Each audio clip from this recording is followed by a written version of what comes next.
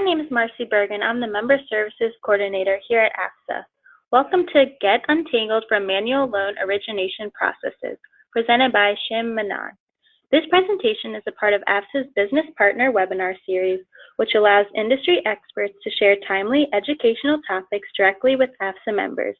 The webinars are designed to provide information that allow AFSA members to more effectively design, develop, and implement strategies for their company's success. For more information about the series or how to become a presenter, feel free to reach out to me following today's presentation. A few housekeeping notes. To ask a question, use the question box on the side of your screen.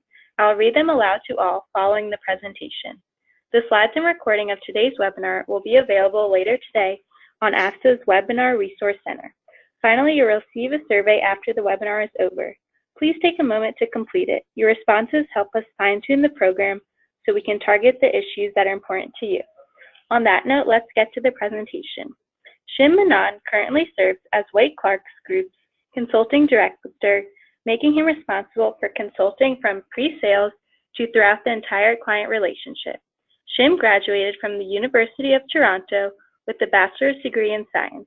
Although he graduated with a science degree, Shim soon developed an interest in finance and business development. He joined Clarke Group in 2011 with previous experience in software, finance, and sales. Throughout his time at Clarke Group, he has played a role in several successful client projects in China, the US, Portugal, Italy, the UK, and Canada. Shim's team is called upon to provide industry best practices and to help guide our clients through system and process design, resulting in the most advanced, secure, and automated functionality available in loan origination today. Apart from working at Clarke Group, Shim is passionate about food, football, and politics. He is also married and has a love for travel. Take it away, Shim. Thank you, Marcy. Hi, everyone. As you mentioned, this is Shim, and I'm going to be going through loan automation with you today. It will be fairly brief. I'm assuming about 15 to 20 minutes of runtime, and with questions, if there are any, we might get all the way up to about half an hour. So the topics that we're going to be covering today include a very brief summary of what we believe to be the benefits of automation. I'm going to define some of the stages for loan origination, and this is strictly our or Clarke Group's definition. Yours may differ. I'm going to go through those three sections, data capture, underwriting, and funding, with a couple of examples that we've selected on how to go about automating certain business processes within those categories. And then finally, we'll just hammer home some of the points that we've been covering during the session. If you do have questions during the webinar, please feel free to use the question box on the right side of the tool, and I'll try to answer them during the webinar if there's an opportunity, but if not, we'll talk about it near the end. First up, the benefits of automation. At Clarke Group, we're pretty big advocates of automation. Some of this may be obvious, but we like to spell it out anyway. The main benefit is accuracy. You're reducing the chances that a human will make a mistake, especially in high volume situations, where even some of your best employees doing the same task repeatedly 100, 200 times might make a mistake. The next most important benefit for us is speed. Machines do things more quickly. So if you're tied to service level agreements between, depending on whether you're in automotive or consumer finance, if your dealers have an SLA, if you have a customer that's poking around on a website and they need a response immediately before they lose interest, speed is definitely a huge benefit of automation. And finally, cost. Generally speaking, if you're paying a lot of employees to do fairly standard, easy, but repetitive tasks, if you automate those particular tasks, you can take those off those skilled employees' hands and let them spend more time on working on things that are a bit more complicated or up to their level of expertise. There are other benefits as well, but these are the three that we generally like to talk about. All right. So from a loan origination's business process perspective, Clarke Group splits these into three stages: data capture, underwriting, and funding. And we're first going to start with data capture. So we define this as the initial stage of a loan origination, where the applicant is completing the form and pushing it through to obtain a credit decision from the lender. The main point of this is to capture borrower info, collateral info if we're doing a secured loan, and of course a loan request. So I'm just looking at this generally as the boundary between completing the form and submitting it for approval. Within this stage, we've got two examples that we like to talk about from an automation perspective. So first one is for address validity and accuracy. So generally speaking, from a manual process perspective, here's what we've seen some lenders do. And this is not all lenders, and it's really independent of their general technology stack or what LOS they're using. This is a fairly common scenario from our perspective. In the manual process, we've got an employee who's received the credit application, whether it's electronically or on paper. They're going to look up the address on a particular database. There's lots of websites out there that provide this service. Some lenders will subscribe to these services. Some will have their own internal database that the employee can go look at. And then the employee will manually check what they've received in the credit application against what's available at this database, and then they'll manually input and correct the address. Now you can see that there's a couple of areas here where somebody could make a mistake. We could be looking up the wrong address, and we could also make a data entry error when we're correcting the actual address itself. This process is also pretty slow, and most employees would not find this task very interesting.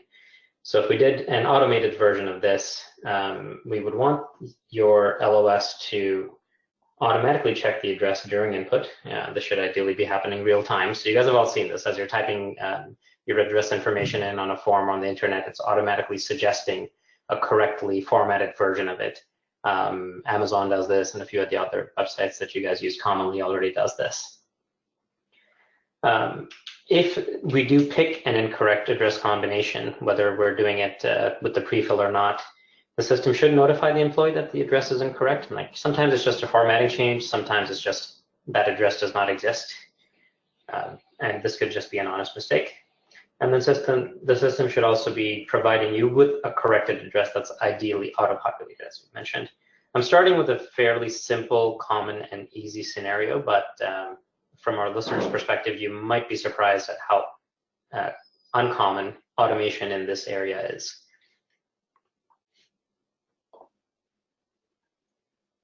All right, next up is working with an external system.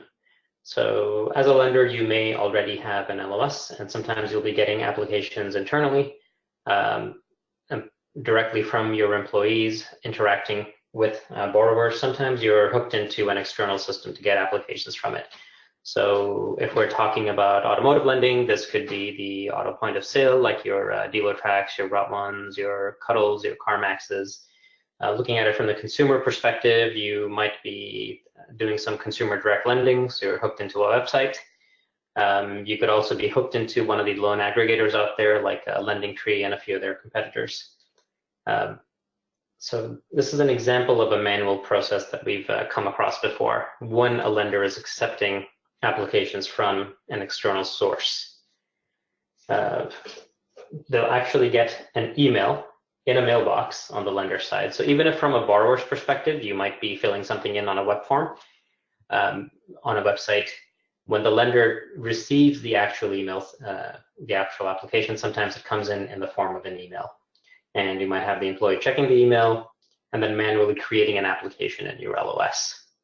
I'm describing the most slow version of this. There's a slightly faster version where there might be a hook into the website where the borrower is completing the loan application already.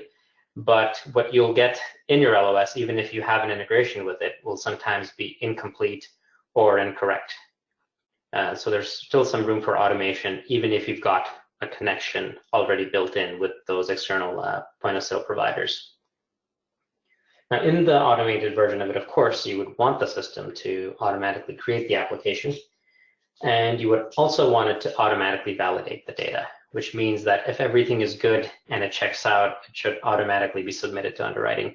You really shouldn't need a human to sit there and push a button and review it manually if we've done everything correctly. Sometimes we haven't and you run into issues, so you still can't have 100% of it be submitted out automatically, but ideally you want to get as close to it as you possibly can.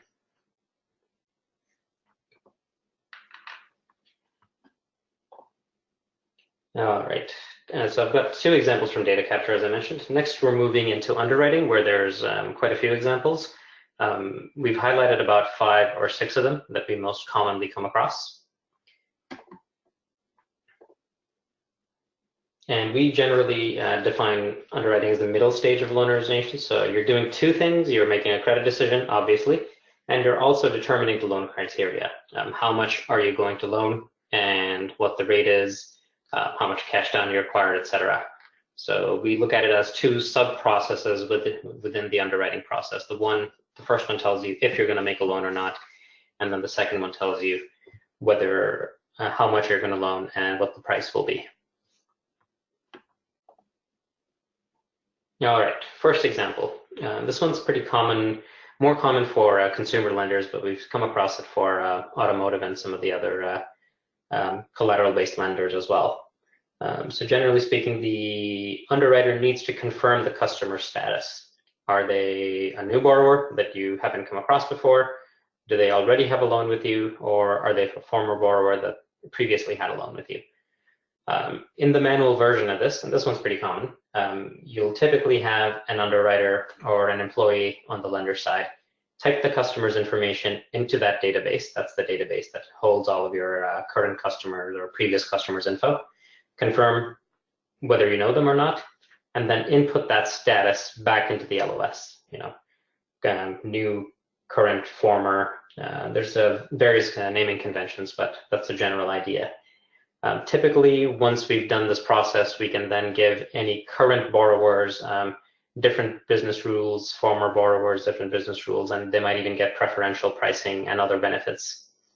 Sometimes there will be specific loan deals and incentive schemes built in depending on the customer type.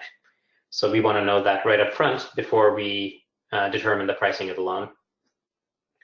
In the automated version of this, your loan origination system should be connecting directly to the database that you've got. Now, that might be your own database, that might be your servicing system, that might be something that the LOS provider is providing themselves. That's really up to you. But you want your LOS to connect to the database and get the customer status immediately. And this should really take sub 1 second so that you're not slowing down the underwriting process. Benefits here are obvious. You're, again, reducing room for human error, and you're making this determination really quickly. And this one's a big one for consumer lenders because it really speeds things up, and pretty much every consumer lender that we've come across makes this determination right up front.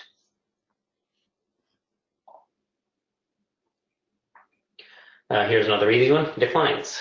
So generally speaking, the application that we've got, we've looked at the data provided by the borrower in the credit application. We've already pulled the bureau, and we've examined the bureau report. And there are some very, very obvious decline scenarios, just people who you would not do business with under any circumstances. In the manual version of this, you would require an underwriter to thoroughly examine the application. They're going to keep a sheet of your credit policy, your lending guidelines. They're going to have to look at the exposure data. And depending on how sophisticated your lending operation is and how sophisticated your LOS is, they might even have to manually determine whether or not this borrower is eligible for some special plans or pricing or promotion. After having done all that, the underwriter would then manually decline the application. Again, this is going to be time consuming. And you would also rely on them to manually pick the right decline code. This is one that we also come across quite a bit. Even if the underwriters made the correct decision, if they don't pick the right decline code, that could raise all sorts of flags with their compliance department, because when you're eventually publishing the adverse action letter, you need to have the right decline code for audit purposes and whatnot. Now, the automated version of this is, of course, you've got the system set up to check all the rules. You've got the system set up to do the decline automatically. And most importantly, for your compliance folks, you've got the system set up to automatically pick the right decline reason, or the AA code. When it comes to these decline scenarios, some of these are easy, some of these scenarios are very difficult. So we don't necessarily advocate automating all of it, because some of them are really, really complicated and they're so rare that it's not really worth automating. You would still want somebody with your underwriter skill level looking at it manually. So what we're promoting here is just get the easy ones out of the way, the really quick and easy ones that are fairly common.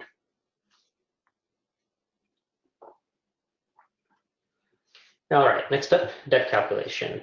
This is more common for some of our subprime lenders. So generally speaking, they will calculate the total debt and then calculate the debt to income ratio from that for the borrower, and ideally both borrowers or more borrowers, using the application info and the bureau info. And the manual process here can be quite time consuming. You'll have your employee gather all of the application info and the bureau data. Then they're going to have to accurately input all of that data into a spreadsheet or into some sort of a web tool. There's all sorts of complicated stuff to do here. What was their housing situation according to the application? What was their housing situation according to the bureau? They told me they don't have a mortgage in their credit application, but I'm seeing a mortgage on the bureau. If you have multiple applicants, you might have two or more applicants sharing the same mortgage trade line, so there's some deduplication involved. It can get pretty complicated. So you've got an employee manually doing all of this analysis. Sometimes they're transferring it into a spreadsheet or some other mini tool that you've built in-house. And then you'd also rely on them to accurately gather that up and put it back into the LOS so that you've got the right numbers for total debt and DTI. Now, of course, the automated version of this, your system should automatically run your business logic and calculate the borrower's debt profile. And some lenders also have differing rules for determining what the debt will be at an application level. Some of them like to average it across all applicants. Some of them like to pick the applicant that's got a better debt profile. Some of them are a bit more conservative. They'll pick the applicant with the worst debt profile and determine whether or not to approve it based on that. So all of those sophisticated business rules should be getting handled by your LOS.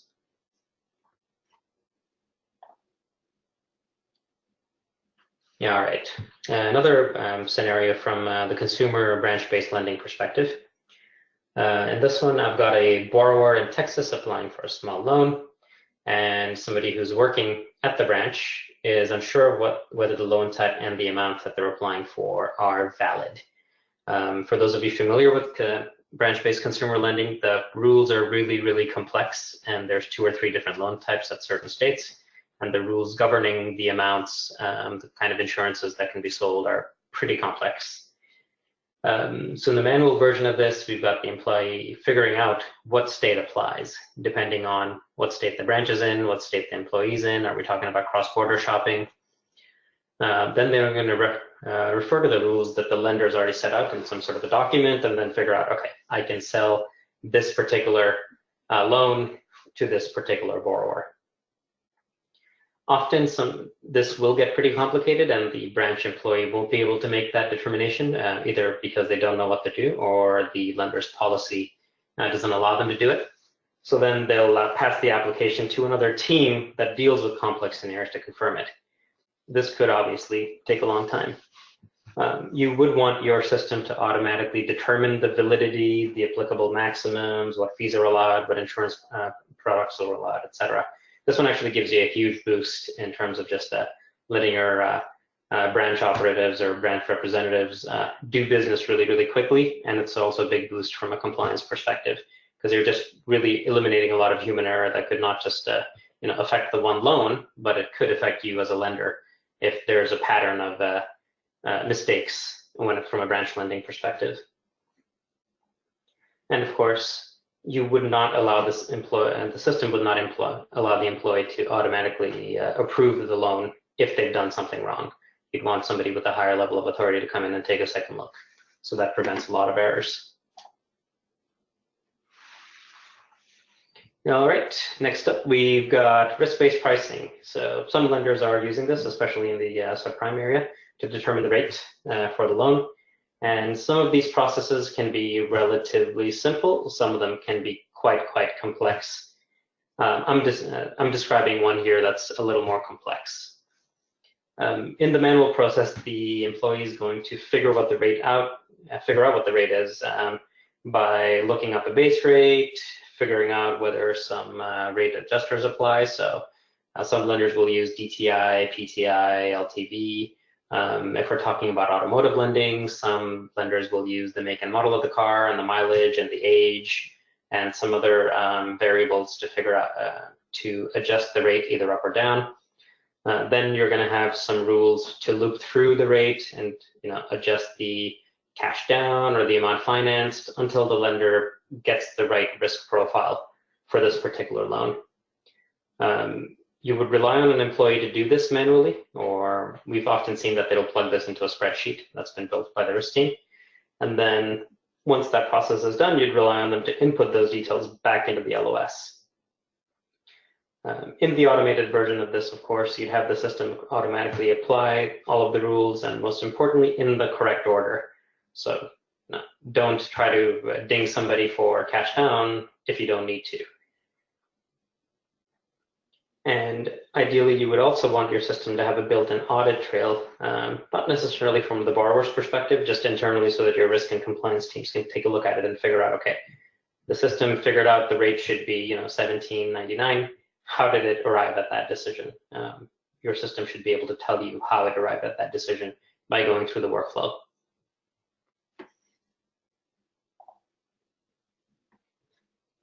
All right, this one's a fairly common one, a lending policy from an underwriting perspective. So in this scenario, we've got a borrower requesting a $20,000 loan. The level 5 employee is dealing with it, and I'm just assuming you've got employees that have credit underwriting levels between 1 and 10, let's say, on the lender side, and they need level 7 approval. So in the manual version of this, you've got the level 5 employee looking up the rules. Oh, I can't approve it. They then contact the level 7 employee who can approve it, requesting approval. This level 7 employee goes in there, approves the loan, contacts the level 5 person to let them know that they're done. You're relying on quite a few people to do their job almost perfectly here. Somebody has to know that they should look it up. Somebody has to know who can do it, so they shouldn't do it because the system's not stopping from doing it. You're relying on them to communicate with each other through IMs, emails, phone calls, whatever. And then you're relying on even the person providing the approval to do it correctly. So quite a few opportunities to make a mistake here. In the automated version, of course, you have the system preventing the level 5 employee from proceeding, and you would actually have it automatically routed to the level 7 employee so that the level 5 employee doesn't really have to figure out who needs to do that. The system should do it for them. And of course, at the end of this process, once the level 7 employee is done with the application, the system should automatically send it back to the person who requested the approval in the first place. All right, so those were some of the scenarios that we wanted to highlight from an underwriting perspective. Next, we're going to deal with the funding scenarios. And by funding, we mean the final stage where we've got a credit decision, we've got a price and a loan amount and some other details, and now we're ready to do the paperwork and the verifications.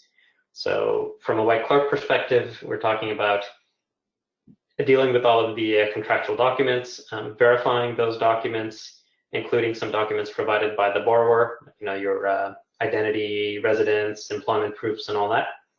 And then in some scenarios, especially for consumer lending, we'd also have to figure out how to split the proceeds in case there's more than one borrower or in case we're consolidating loans and paying off existing loans. So everything starting from printing the paper all the way up till boarding the loan into the servicing system. All right, our first scenario here is for customer verifications. Pretty much every lender that we come across does this, and it tends to be a bit more intense and heavy if we're in the subprime or deep subprime categories. So you'll typically verify identity. Do they live where they say? Do they work where they say? Do they make as much money as they're saying they do? All of these processes often involve quite a bit of paperwork and phone calls. So in my scenario here from the manual process, the borrower is submitting all the documents. So here's a copy of my driver's license, here's my pay stub, here's a phone bill. The lender will scan those documents because you do want to retain a digital copy. If you're not doing that and you're just retaining a paper copy, there's another opportunity for automation. You'll manually verify the documents. This sometimes involves calling the landlord or the mortgage company to confirm that what they're saying is true, or calling the employer to confirm the employment and double check the salary details. This part can take quite a bit of time, and it does hold up the speed from either paying the borrower or paying the dealer, depending on the kind of lender that we're talking about. And of course, in the automated version of this, your LOS should be hooking into a verification service of some sort. There's lots of them out there in each and every category from many different providers. You don't have to hook into all of them at once. As from a lender's perspective, you can look at which one tends to take you the most time and which one do you tend to get the most errors from, and then try to focus on that area first.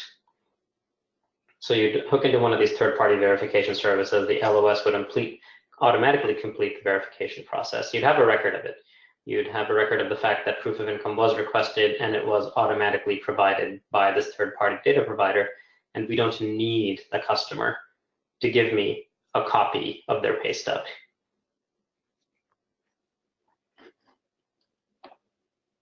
And next up, we've got the loan package itself. So for a consumer loan, you've got a branch operator that's prepared a contract package for signature. In the manual process, for lenders that are not utilizing e-signatures as of yet, what you've got is the branch representative printing the documents, borrower signing the documents, then you're going through the trouble of scanning the documents back in to get a digital copy of it. And of course, if you were to utilize an e-sig provider, you'd be able to sign it electronically both on site. And the nicest benefit of using an e-sig provider is that you can do it remotely. So the borrower doesn't have to do it for you right then and there. You can send them an email or a text, and they can use that to sign at their own time. And you've got a nice collection of all of the documents in one place, electronically signed. This might sound pretty ordinary. We're all used to signing things electronically, but you'd be surprised at the number of consumer lenders specifically that are just not using e-signatures yet, or they're using it in some sort of limited fashion. And I believe this one's the last scenario from the funding side, so customer call. Now this one's more from the auto loan perspective, and it's a common practice, especially when we're dealing with subprime lenders in a non-captive scenario. So your loan's ready to fund, you've got all the documents, you've done all the verifications, you're almost good to go, you're ready to push the button to send it to the servicing system and pay it up. Some lenders will typically do one last check on the borrower's info. In the manual version of this, your employee will call the borrower and read them through a script. Part of that script welcomes them to the lender side. Part of it verifies that they did indeed get the car that the dealer said they got, with the options that the dealer claimed they got, and that they received delivery if we're talking about some sort of a other dealer scenario, and everything looks good. This process can take a bit of time, especially if you have difficulty getting a hold of the borrower. Most people don't like taking 5-10 minute phone calls. They find this to be a big pain. So it's really not a great customer experience because you've just signed them to a loan, and now this is going to be a time-consuming, annoying phone call. In the automated version of this, what you could do is have your system send the borrower a text or an email. This, of course, assumes that they've opted in to receive texts and emails from you when we did the initial data capture bit.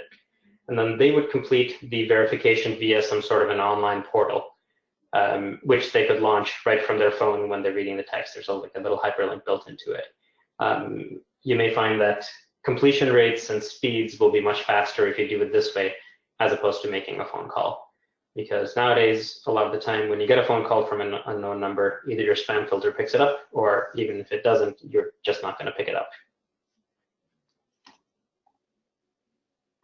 All right, so just to wrap it up here, want to reemphasize those three major benefits: speed, accuracy, and labor cost. Hopefully, we've been able to illustrate that for you. I do want to highlight that this is not an all or nothing deal. You may be doing some of this stuff already. Hopefully, we've given you some ideas on what more you could try. And if you haven't done any of this, you don't have to go all in on day one. You can gradually automate bits and pieces of your business to help you speed things up. And although some of this stuff may seem minor, every little bit helps, every little bit adds up. If you're saving 30 seconds a minute per deal, that could add up to a lot if you're pumping through thousands of deals every month. And one of the concerns that we often hear, especially when we're dealing with the lenders during the pre-sale stage, is their credit and underwriting departments will be concerned that, okay, sounds great, we'll automate everything. Do I have to, reduce the size of my department or lose a lot of headcount? You don't have to. If you want to, sure, it can help you do that. But really what we're advocating here is automating the easy stuff so that your skilled employees can deal with the more difficult stuff at higher volumes. Because if you move to higher volumes from where you are today, if you keep doing business the way you are today, assuming you haven't automated some stuff, then you're just going to need more people to do it. Whereas if you automate gradually as you're scaling your volumes up, then you can try to keep close to the same headcount while pumping more volume through your business. And that's everything. Thank you, Shim. We have a few questions. The first one is, are there underwriting scenarios that can't be automated? Yes, you could, in theory, automate almost everything, but there are some that you probably wouldn't want to. I think I mentioned it during one of maybe the third scenario we talked about during underwriting. So if you've got something that's really complex, like some lender that are buying really deep will do all sorts of bankruptcy checks from 2 or 3 different sources, or you've got something that's complicated involving a particular flavor of bankruptcy that's not easy to automate. So those ones we typically don't advocate automating. Like if it's the weird one-offs or the really time-consuming ones, but you only see a few per month, it's not that you couldn't, it's probably not worth the effort of doing so. Thank you. Another question is, even with automation, can we fall back and underwrite deals manually? Yes. If it's set up the right way, you should be gradually opting into automation as opposed to opting out of it. And your LOS provider should be able to build in switches for you so that you can automate this scenario today, try it for a week, or not automate it. Or you could even do have a mechanism to send a certain % of your deals through the automated route before you get more comfortable with it. Thank you. And then another question is, will the process of automation be costly? This depends. How much automation do you want to do and where do you sit today and what kind of a technology stack do you have? And it really depends on the lender. So it can be costly if you're doing everything manually today. Then we would recommend going with an LOS provider that's already got a lot of that stuff and maybe just doing a wholesale system change. That's not realistic for most lenders because that would be pretty expensive. So you can do bits and pieces here and there without investing too much money. Some of the stuff will cost money. For example, if we're calling out to one of those verification services, they typically charge per call or something like that. But what you should do is negotiate with your LOS providers so that you don't have to pay for building the connection. And then if your LOS providers opted into, like, let's say bulk pricing or something, you don't take on the higher rates for lower volumes. Maybe they can give you a break on that. It's still worth it though. I'm just making up an example here. This is not a real price, but if you're calling some ID provider and it costs you $1 to make that phone call, to make that call and automatically verify ID versus paying an employee to do it, it might be worth it. You'll have to look at how much time you're spending on it today and what your error rate is, and then look at what it's going to cost you to automatically make that verification, and then decide if it's worth it for you. Great, thank you. Thank you so much, Shim, for sharing your expertise with us. Remember, the slides and recording of today's webinar will be available on AXA's website under Webinar Resource Center. Thank you so much. This concludes today's presentation. Thank you.